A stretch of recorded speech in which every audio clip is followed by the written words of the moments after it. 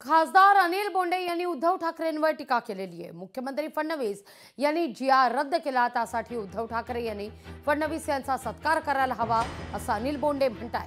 तर पक्षवाढीकरता अस्तित्व टिकवण्याकरता उद्धव ठाकरे यांना विजयी सभा घ्यावीच लागेल असा अंदाजही बोंडेंनी व्यक्त केला आहे।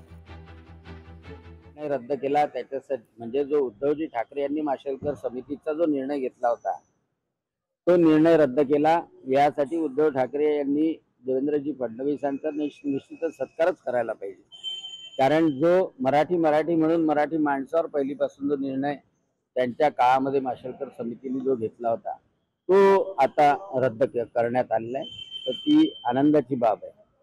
आता पक्षवाढीसाठी पक्षाचं अस्तित्व टिकवण्यासाठी विजयी सभा वगैरे त्यांना घ्यावीच लागेल। स्वतःचं वाप झाकण्यासाठी खटाटोप करावी लागते, यावर चित्रपट काढायला काय हरकत।